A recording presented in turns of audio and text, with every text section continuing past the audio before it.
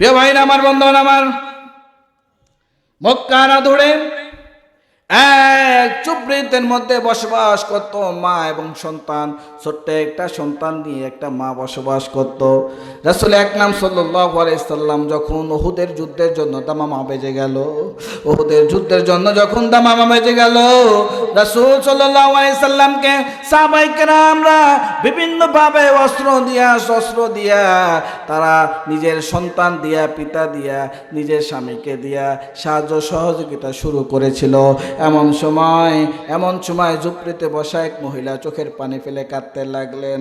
ছোট্ট সন্তান, 11 বছর বয়স। কিতাবুল মাগাজির মধ্যে ঘটনাটা আসছেন।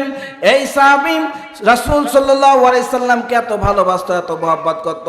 মায়ের চোখের পানি যখন ফেলতেছে, মাকে ডাক দেয়া বলে, মা তুমি কোন কারণে কাঁদো?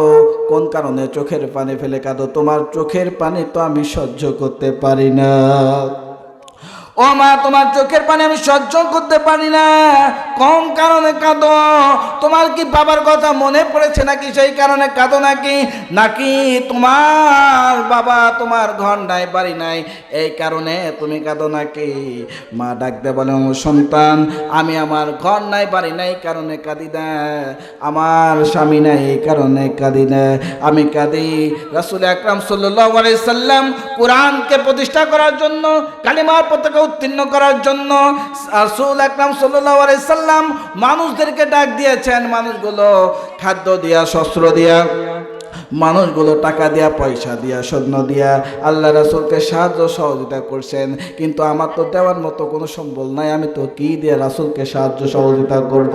প্রিয় ভাইরা আমার, বন্ধুগণ আমার, এইবার ছোট্ট সন্তানটা ডাক দিয়ে বলেন, মা তোমার চোখের পানি আমি সহ্য করতে পারি না, তুমি আমারে একবার অনুমতি দাও, আমি রাসূলের সাথে হাতে হাত রেখে কালেমা পতাকা উত্তীর্ণ করার জন্য উহুদের ময়দানে যুদ্ধ করতে চাই।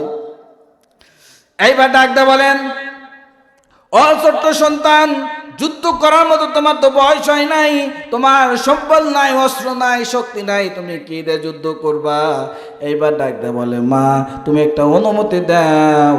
অনুমতি দেবে, অনুমতি দিলে আল্লাহ রাব্বুল আলামিন আমার জীবন দিয়েছেন, আমি আমার জীবন দিয়ে যুদ্ধ করব, তবে কালেমার পতাকা উত্তীর্ণ করব। নবীজিকে আঘাত করতে দেব না, জীবন থাকবো যতক্ষণ। নবীজিকে আঘাত করতে দেব না ততক্ষণ। জোরে কান্না সুবহানাল্লাহ। মায়ের আদর, বোনের হাসি, সংসার সুখ, পিয়ার মুখ, সব ছেড়ে চলে অজানার পথে, মুখে যোদ্ধার হাসি। জীবন বাজি রেখেছে যে তারা, মরণ দিয়েও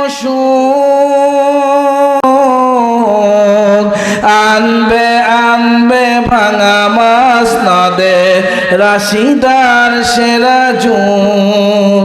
শহীদি মিছিল চলে সম্মুখে, রখবে কি আর তারে? হতাশ হিয়ার তাদের থাকতে পারে, দুঃখ কি আর তাদের থাকতে পারে? আল্লাহকে যারা বেসেছে ভালো, দুঃখ কি আর তাদের থাকতে পারে? হতাশা কি আর তাদের থাকতে পারে? এই সন্তানটা এবার ডাকতে বলেন, মা তুমি একবার অনুমতি দাও, তোমার চোখের পানি আমি সহ্য করতে পারি না মা, আমি আমার জীবন দিয়ে তোমার চোখের পানি মুছতে চাই, কালেমার পতাকা উত্তীর্ণ করতে চাই। দৌড়াতে দৌড়াতে উহুদের ময়দানে চলে গেলেন। যাওয়ার পরে রাসূলকে বললেন, নবীজি গো, আমারে আপনার সাথে যুদ্ধে অংশগ্রহণ করার সুযোগ দিন, অনুমতি দিন। নবীজি বলেন, ছোট্ট সন্তান, কোথায় তোমার বাড়ি? কোথায় তোমার ঘর? কই থেকে আসছো? কোন কারণে তুমি যুদ্ধ করতে চাও? এবার সন্তানটা ডাকদা বলে, নবীজি গো, আমার ঘর নাই, বাড়ি নাই, আমার মা সারাদিন অন্যের বাড়িতে কাজ করে, যে কাজ করে যে খাবারটা পাই, সেই খাবারটা আমি, মা এবং সন্তান মিলে খাই। নবীজি আপনি অনুমতি দেন, নবীজি গো আপনাকে যুদ্ধে সাহায্য করার মতো আমার মায়ের কোনো সম্বল নাই, টাকা নাই, পয়সা নাই, দেওয়ার মতো কোনো সম্বল নাই। নবীজি গো আপনি অনুমতি দেন, আমি আমার জীবন দিয়া আমি আমার মায়ের কলিজাকে ঠান্ডা করতে চাই। নবীজি কালেমার পতাকা উত্তীর্ণ করার জন্যে, কোরআনকে প্রচার করার জন্যে আমি আমার যদি জীবন দিতে হয় জীবন দিয়ে দেব। নবীজি একটা বারের জন্য অনুমতি দেন। নবীজি বললেন ঠিক আছে, যাও যাও তোমার মায়ের কাছ থেকে বিদায় নিয়ে আসো। সন্তানটা দৌড়াতে দৌড়াতে চলে গেলেন মায়ের কাছে। এদিকে যুদ্ধ শুরু হয়ে গিয়েছে। মায়ের কাছ থেকে অনুমতি দিলেন, মা অনুমতি দাও।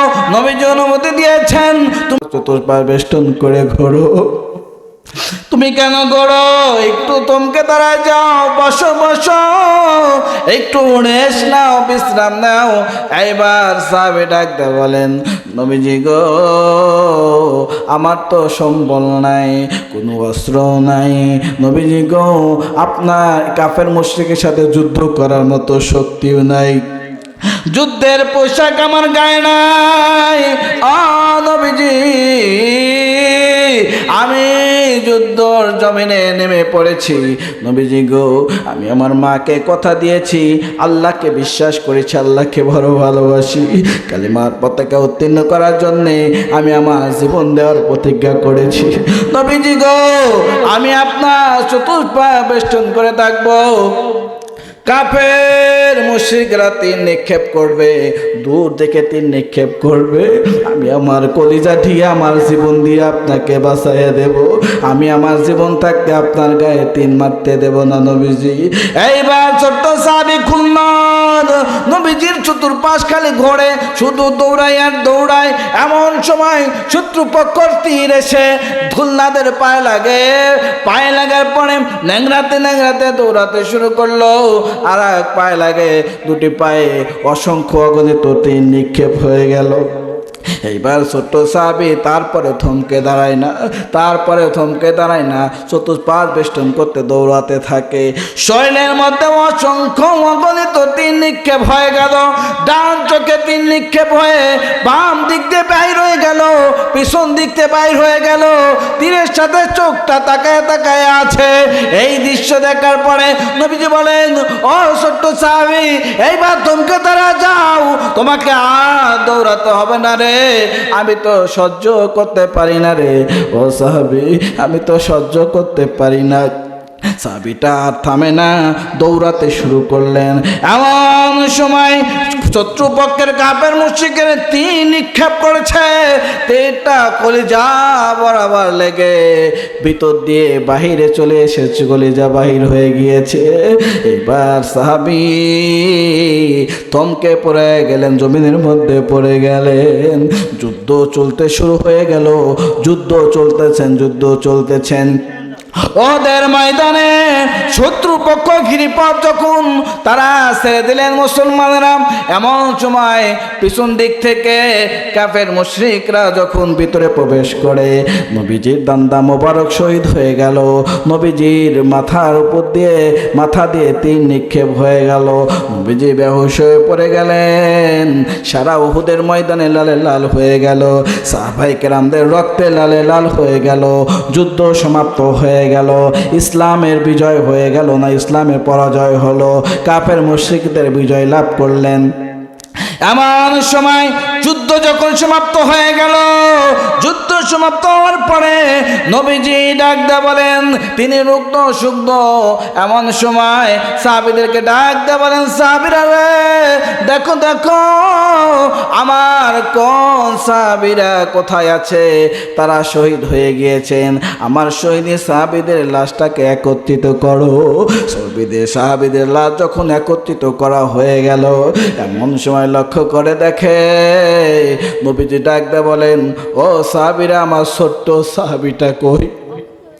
আমার খুলনাটা কোথায়, আমার খুলনাত কোথায় যে তার বুকের তাজা রক্ত বিলিয়ে দিয়েছে ইসলামের জন্য, কালিমার পতাকা উত্তীর্ণ করার জন্যে তার জীবনটাকে উৎসর্গ করে দিল। আবার সেই সাহাবীটা কই, খুঁজে খুঁজে বের করা হলো। সাহাবীর শহীদে কাতারে তাকে দাঁড় করাইয়া দিলেন, তাকে শুয়াইয়া দিলেন। নবীজি ডাক দেয়া বলেন, সাহাবীরা রে, লক্ষ্য করে দেখো, তোমরা যদি ছোট্ট জান্নাতি সাহাবীকে দেখতে চাও, আমার খুলনাদের দিকে তাকাও। আমার খুলনাত হলো শহীদি জান্নাতি সাহাবী। শুধু তাই নাই, এমন সময় টুকরে টুকরে নবীজি চোখের পানি ফেলে কাঁদতে লাগলেন। এমন সময় লক্ষ্য করে দেখে এক মহিলা দৌড়াতে দৌড়াতে চলে আসলেন, নবীজিকে ডাক দেয়া বলেন, নবীজি গো, আমার ছোট্ট সন্তানকে কি আপনি দেখেছেন নাকি? আমার ছোট্ট সন্তান খুলনার নাম, এই সাহাবীটিকে আপনি দেখেছেন? নবীজি চোখের পানি ফেলে কাঁদে, মা, বলার মতো ভাষা নাই, তবে তোমার সন্তানের সাথে দুনিয়াতে আর দেখা হবে না, তোমার সন্তানের সাথে দেখা হবে হাসরের ময়দানে। এবার মা ডাকতে বলে, নবীজি গো, আমার স্বামী নাই, বদরের যুদ্ধে আমার স্বামী শহীদ হয়ে গিয়েছে। নবীজি গো, আমার ঘর নাই, বাড়ি নাই, জঙ্গলের মধ্যে বসবাস করি নবীজি। সারাদিন অন্যের বাড়িতে কাজ করে যে খাবারটা পাই, সেই খাবারটা নিয়ে মা এবং সন্তান মিলে খাই। সারাদিন কঠোর পরিশ্রম করি, সারাদিন কঠোর পরিশ্রম করার পরে আমার এই সন্তান যখন আমার মা মা বলে ডাক দেয়, আমার কলিজা শীতল হইয়া যায়। সারাদিন কঠোর পরিশ্রম করার ফলে সন্তান যখন মা মা বলে ডাক দেয়, 10 মাস 10 দিন পেটে ধারণ করেছি, প্রসব বেদনা সহ্য করেছি। সন্তান যখন মা বলে ডাক দিয়েছেন, ওই প্রসব বেদনার যন্ত্রণা শেষ হয়ে গিয়েছে। আজকে সারাদিন অন্যের বাড়িতে কাজ করি, যেই খাবার পাই ওই খাবারটা নিয়ে যখন আসি, আমার সন্তান যখন আমার দরদ মাখা ডাক দেয়, মা মা মা, এই ডাক দেওয়ার সঙ্গে সঙ্গেই আমার কলিজা শীতল হয়ে যায় গো নবীজি। নবীজি গো, আজকের থেকে আমাকে মা বলে ডাক দেওয়ার আর কেউ রইল না। আশেকেরা রাসূল যারা আসলে মরে না তারা, না মরিয়া থাকে কোন জায়গায়। আমি থাকতে যদি নাহি পাই, নবীজি মইরা গেলে কেউ পায়। আমি থাকতে যদি নাহি পাই, নবীজি মইরা গেলে কেউ পায়। আমি আছি আপনারে দেখিবার আশায়, দয়াল নবীজি আমার নিবানি মদিনায়, আমার নিবানি মদিনায়, আমার নিবানি মদিনায়, দয়াল নবীজি আমার নিবানি মদিনায়। কি সুন্দর উম্মতের দাবি, শাফিউল মুজনিমিন যিনি, যারে দেখলে নয়ন জুড়ায়। শুনেছি আছে মদিনায়, দাওয়াত পাইলাম তার, লুকায় আছে মদিনার ধুলায়, দয়াল নবীজি আমার নিবানি মদিনায়, আমার নিবানি মদিনায়, আমার নিবানি মদিনায়, দয়াল নবীজি আমার নিবানি মদিনায়। ভাইরা আমার, বন্ধুগণ আমার, এটা হলো ইস্তেকামাত, এটা এটাই হলে আল্লাহর নাম স্মরণ করার পরে আল্লাহর নামে এত অবিচল থাকা, তার ঈমান নামক দৌলতকে টিকে রাখা, যত বাধা আসুন, যত মুসিবত আসুন, যত বালা আসুক না কেন, ফাঁসির কাস্টে উঠতে রাজি, এরপরে পিছপা হতে রাজি না। কথা বলেন ঠিক কিনা? ইসলামের কথা বলবো, কোরআনের কথা বলবো, দিনের দাওয়াত দেব, দিনের দায় হিসাবে কাজ করব। এতে যদি আমার ফাঁসি হয়, আমাকে ফাঁসির কাজটা হতে হয়, রাজি আছি। আমার হাত চলে যাবে দিতে রাজি আছি, চক্ষু চলে যাবে দিতে রাজি আছি, সমাজ থেকে বয়কট করতে হবে রাজি আছি, এরপরে আল্লাহর কোরআন থেকে পিছপা হব না, হব না। কথা বলেন ঠিক কিনা? এটার নাম হলো অটল অবিচল থাকা। যদি থাকতে পারেন তাহলে কি লাভ হবে? আল্লাহ রাব্বুল আলামিন বলেন, ফি জান্নাতিন ইয়াতাযালালুন। আল্লাহু আকবার। আল্লাহ রাব্বুল আলামিন এমন জান্নাত, আপনি যদি অটল অবিচল থাকতে পারেন তাহলে আল্লাহ পাক আপনাকে এমন জান্নাত দেবেন, এমন সুন্দর সুখময় জান্নাত দেবেন। আল্লাহ রাব্বুল আলামিন বলেন, ইন্নাল্লাযীনা আমানু ওয়া আমিলুস সালিহাতি কানাত লাহুম জান্নাতুল ফিরদাউসি নুজুলা। রব্বুল আলামিন বলেন, ইন্না নিশ্চয় আল্লাযী যারা আমানু ঈমান আনে। আল্লাহু আকবার। ঈমান আনতে হবে, ঈমান আনার পরে যারা নেক আমল করে, আল্লাহ রাব্বুল আলামিন বলেন ঈমান আনলো, নেক আমল করলো, এর বদলতে আমি আল্লাহ রাব্বুল আলামিন তাকে উচ্চ মর্যাদা সম্পন্ন জান্নাতুল ফিরদাউস দান করে। ধরে কন্যা সুবহানাল্লাহ। তাহলে ঈমান আনতে হবে কার উপরে? নাকি দয়াল বাবা, তালা বাবা, সালা বাবা, ন্যাংটা বাবার উপরে ঈমান আনলে চলবে?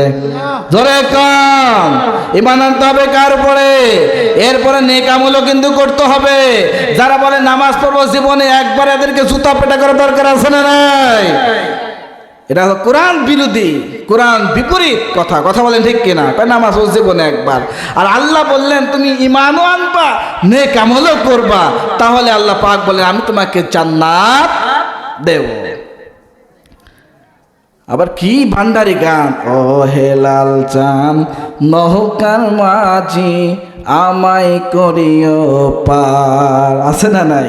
আমি আপনাদের এলাকার মানুষ, নির্ভয় কিন্তু বলছি, শ্রোতা হিসাবে কম, অনেক শ্রোতা কম, কারণ আমার মাহফিলে আল্লাহ রহমতে আসছে বেশি শ্রোতা হয়, কিন্তু আমি তো এলাকার ঘর কামুরগি ডাল বরাবর, এই জন্য লোক হচ্ছে না, ঠিক কিনা? কি বোধহয় কি করবো, কালকে আসবো, কালকে দূরের থেকে নীল ভামারের থেকে আসবে, কালকে শুনবো, কালকে খেলা হবে নাকি? ও হে লাল চাঁদ নৌকার মাঝি আমায় করিও পার, আমি পাপী গুনাহগার বান্দা দয়াল, আমি পাপী গুনাহগার বান্দা দয়াল, কেমনে হব রে পার। ও হে লাল চাঁদ নৌকার মাঝি আমায় করিও পার। বলেন তো, লাল চান, দলা চান, কালা চান, সাদা চানের খাওয়া আছে নাকি? কঠিন বিভীষিকাময় ময়দান, মাথার দাঁত উপরে সূর্য আসবে, মাথার মস্তক গলে নাক কান্দে গলে গলে পড়বে রে।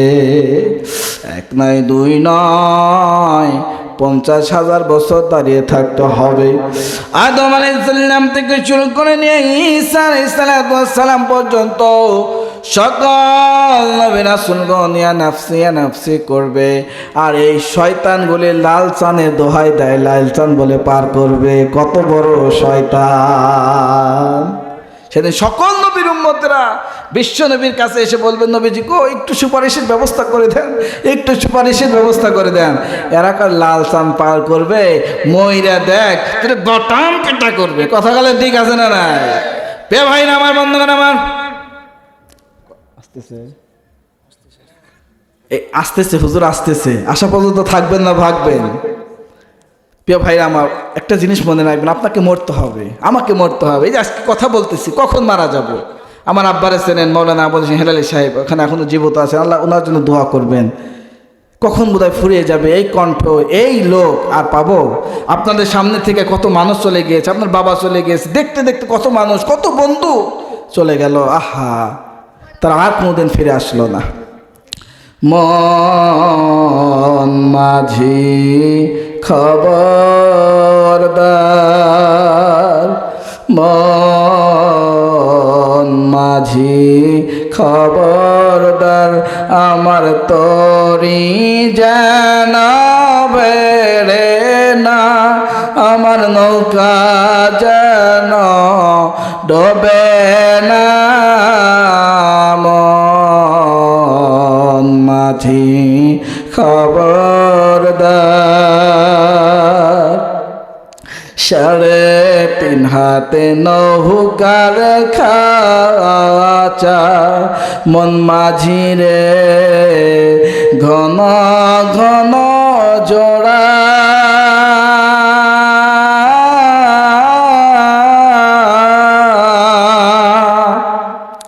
3.5 হাত নৌকার খাঁচা, মন মাঝি রে ঘন ঘন জোড়া।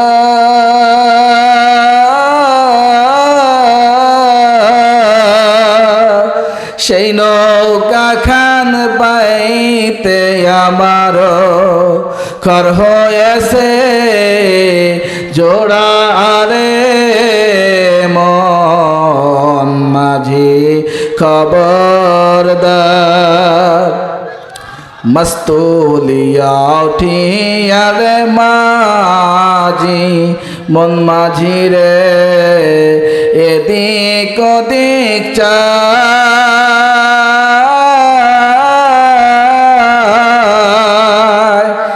মস্তুলিয়া উঠিয়া রে মাঝি, মন মাঝি রে এদিক ওদিক চায়।